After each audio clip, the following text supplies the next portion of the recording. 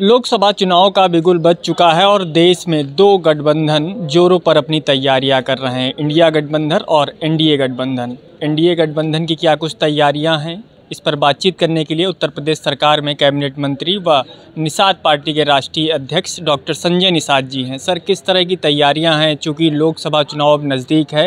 हालांकि अगर इंडिया गठबंधन की बात करें तो राहुल गांधी और अखिलेश यादव एक मंच पर अब दिख रहे हैं, करीब 7 साल बाद एक साथ दिखे हैं। क्या कुछ कहेंगे, क्या कुछ बदलाव की भूमिका नज़र आ रही है?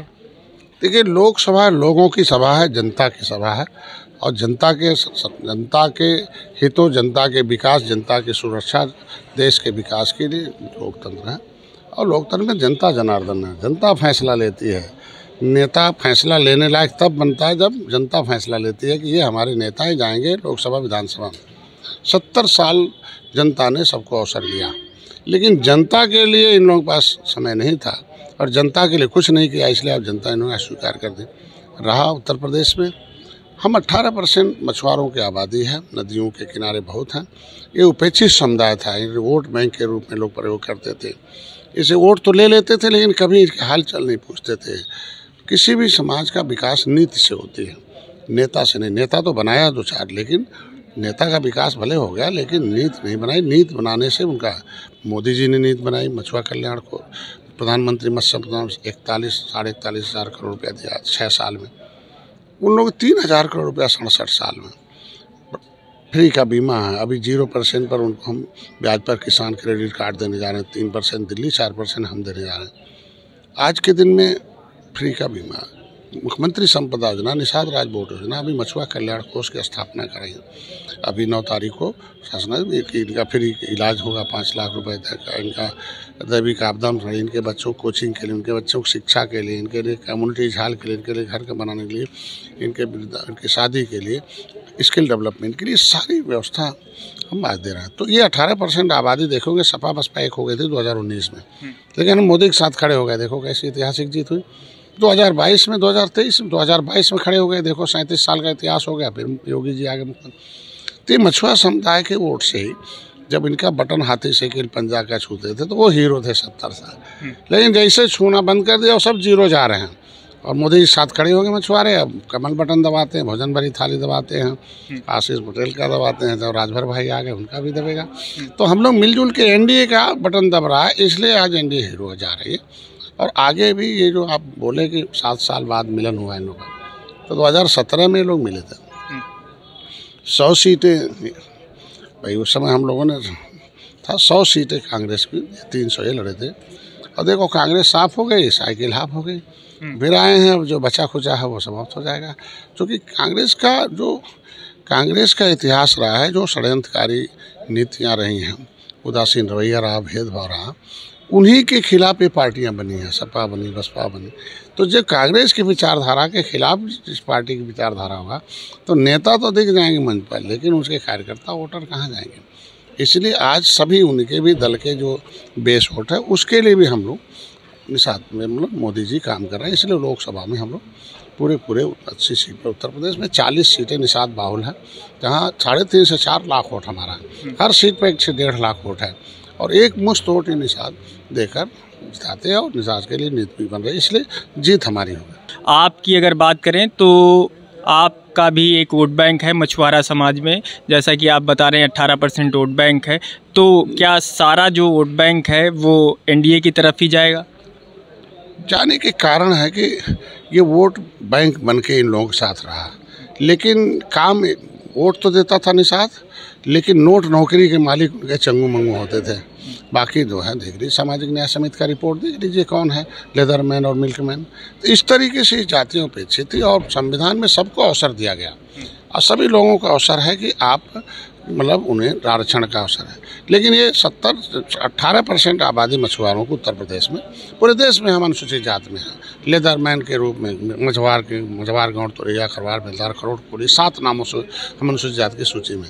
लेकिन हमारी 1961 तक, 1931 से लेकर 61 तक हमारी हम अनुसूचित जात की सूची में गिनती होती थी। 70 लाख थे। 91 में गिनती पिछड़ी में हमारी उपजाति को डाल के 7,000 कर दिया। तो ये आरक्षण नहीं, सुरक्षा था। इन लोगों ने फाइलें गायब करा दी, इसके मतलब सुरक्षा गायब करा रहे हैं, किसी का भविष्य गायब करा रहे हैं। तो ये 18% आबादी को लटकाए रहे। सपा हमें निकालती थी, ओबीसी बसपा स्टे लेती थी, और जो हाई कोर्ट ने कह दिया इनके पास पावर नहीं था, ऐसा नहीं करना चाहिए। हमारा मामला परिभाषित करने का था और इन लोगों ने उसे शामिल करने। तो ये जो जातियाँ थी, बहुत आबादी होती है ना, तो ऐसे ही और भी लेदरमैन भी है, क्राफ्ट्समैन भी है, प्रजापति। तो ये सारे लोगों के हिस्से जो संवैधानिक जिम्मेदारी थी, संवैधानिक सुरक्षा और न्याय दिलाने का, इन लोगों ने उल्टा ही काम किया। इसलिए आज हम पहल कर रहे हैं आरक्षण के मुद्दे पर। योगी जी लिखे, आरजीआई ने मान लिया कि नहीं, केवट मल्ला मझवार हैं, आरजीआई ने सामाजिक न्याय, तो हम पहल कर रहे हैं और सिस्टम से जा रहे हैं उसे परिभाषित कराने के लिए।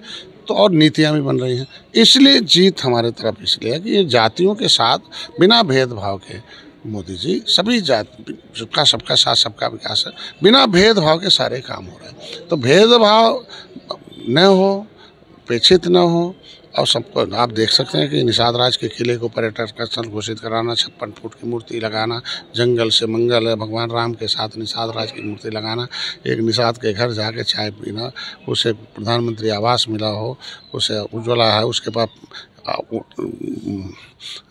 आयुष्मान भारत कार्ड नहीं था। तो इसका मतलब कि अगर जिस तरीके से त्रेता में सुग्रीव को गले लगाए थे भगवान राम, निषाद राज को गले लगाया था, उसी तरीके से इस युग में निषाद राज के वंशज के बेटे डॉक्टर संजय को मोदी योगी ने गले लगाया और इस समुदाय के लिए बजट, नीति और मत्स्य मंत्रालय अलग किया और इनके लिए शिक्षा, स्वास्थ्य, शिक्षा के लिए, रोजगार के लिए दरवाजे खुल के नीति बन गई। तो जिसके लिए, जिस समुदाय के लिए शिक्षा और रोजगार के लिए नीति बनती है, वो समुदाय धीरे धीरे विकास की मुख्यधारा में आता है। तो विकास की मुख्यधारा में लाने के लिए जो व्यवस्था है, उसके वजह से जातियाँ वोट देंगे। अच्छा, पीएम मोदी 400 पार का नारा बुलंद कर रहे हैं, वहीं यूपी में 80 लोकसभा सीटों की बात कही जा रही है कि एनडीए जो है वो उत्तर प्रदेश में 80 की 80 लोकसभा सीटें जीतेगी। आप कैसे देख रहे हैं और आप भी क्या कुछ दावेदारी कर रहे हैं कुछ सीटों पर अपनी पार्टी को लेकर, क्योंकि आपने विधानसभा चुनाव में भी अपने प्रत्याशी उतारे थे, हालांकि कुछ जो प्रत्याशी थे वो भाजपा के सिंबल पे भी थे। तो अब क्या कुछ रणनीति है और क्या कुछ तैयारी है आपकी लोकसभा चुनाव के लिए पार्टी के लिहाज से? देखिए, हमें पूरा उम्मीद है कि जिस तरीके से अपना दल को उन्होंने विधानसभा में टिकट दिया था, लगभग 49 हमें भी मिला था और हमने जीत दर्ज कराई 11, उन्होंने 12 जीत दर्ज कराई। उसी तरीके से लोकसभा में भी हमें जिस तरीके से अपना दल है, उसी तरीके से हमें भी अवसर मिलेगा और इस बार भोजन भरी थाली निश्चित रूप से जीतकर लोकसभा में जाएगी, ये मेरा पूरा उम्मीद है। और हम लोग एनडीए की 39 पार्टियां एनडीए के साथ हैं। मोदी के साथ दिल्ली में बैठक हुई थी और तय हो गया था मोदी के नेतृत्व में चुनाव लड़ना है। एनडीए के घटक हैं और सब लोग मिलकर चुनाव लड़ेंगे और उन्होंने आश्वस्त किया था कि अर्थव्यवस्था 5वें नंबर पर से 3रे में जाएंगे, भारत को विश्व गुरु बनाएंगे, जन कल्याणकारी नीतियाँ धरातल पर। इसलिए आज के दिन में हम लोगों ने तय किया कि निषाद पार्टी हम जीत देते हैं 2018, 2019, 2022, 2023 और वो हमें सीट देते हैं और सम्मानजनक सीटें देंगे। अच्छा, समाजवादी पार्टी पीडीए का नारा बुलंद कर रही है, क्या लगता है कुछ पीडीए का ये जो नारा बुलंद कर रहे हैं कुछ कारगर साबित होगा? तो जब हम कहाँ हैं, हम पीडीए में हैं, अनुसूचित में, ये तो तय कर लें। उन्होंने हमें निकाल रखा है 31 दिसंबर 2016 को जाते जाते कि हम ओबीसी नहीं हैं, हम राज्यपाल से पारित हैं। तो ऐसे में क्या हम लोग अपनी मांग कर रहे थे, डंडे बजा रहे थे रेल ट्रैक आंदोलन पर, तो क्या पीडीए आज के दिन में पिछड़ा वर्ग के साथ हमारी एनडीए खड़ी है। पिछड़ा वर्ग आयोग बनाकर उनके लिए आप देखे होंगे त्रिस्तरीय चुनाव में साथ रखकर, उच्च शिक्षा में रिजर्वेशन देकर, और आप देखो कि संगीता बलवंत बिंद को राज्यसभा भेजकर, बाबूराम निषाद को भेजना, आज ऐसे तमाम और भी मौर्य जो अमरपाल मौर्य को भेज, ये आज के दिन में आप देख सकते हैं कि गुलदस्ता जो सजाया है मोदी जी ने, योगी जी ने, वो आज के दिन में किस तरह से हमारे साथ पीडीए में है। और इनके यहाँ देख लीजिए कौन है। अच्छा, अपना दल एस और आपने निषाद पार्टी का जिक्र किया, तो क्या लगता है अगर अपना दल एस को जो जितनी सीटें मिलेंगी उतने ही सीटें आपको भी मिलेंगी? हमको लगता है कि दल इसीलिए होते हैं कि सहयोगी दल हैं, तो सहयोगी दल हैं तो सहयोगी दल के रूप में हम सब लोग हैं। और हमको लगता है जिस तरीके से सारे दलों के पास वोट बैंक है, कार्यकर्ता हैं, तो जब हम समानता के रूप में काम करते हैं तो उसी रूप में हमें मिलेगा। ओम प्रकाश राजभर का जिक्र किया उन्होंने। 2022 का जो विधानसभा चुनाव था उसमें समाजवादी पार्टी के साथ गठबंधन करके चुनाव लड़ा। हालांकि सरकार नहीं बन पाई समाजवादी पार्टी की और उन्होंने सपा से गठबंधन तोड़ा, अब एनडीए का हिस्सा हैं। क्या लगता है कि भरोसेमंद हैं या क्या कुछ स्वार्थ की राजनीति कर रहे हैं कि राजभर समाज को लेकर वो अब एनडीए गठबंधन में शामिल हो गए? वो बड़े भाई हमारे हैं और उनका सम्मान है, पहले भी थे, आज भी आए हैं, विचारधारा से सहमत हैं और आगे भी हैं और रहेंगे भी। और पूरा विश्वास है कि जो समस्या राजभर की वही समस्या निषाद की, और हम लोग दोनों आने के बाद मजबूती से हम लोग अपने वो समझा के समस्याओं का समाधान करेंगे। स्वामी प्रसाद मौर्य को लेकर भी कुछ कहेंगे क्या कि स्वामी प्रसाद मौर्य अलग एक नई राजनीतिक पार्टी में आकर अब अपनी राजनीति चमकाने में जुटे हुए?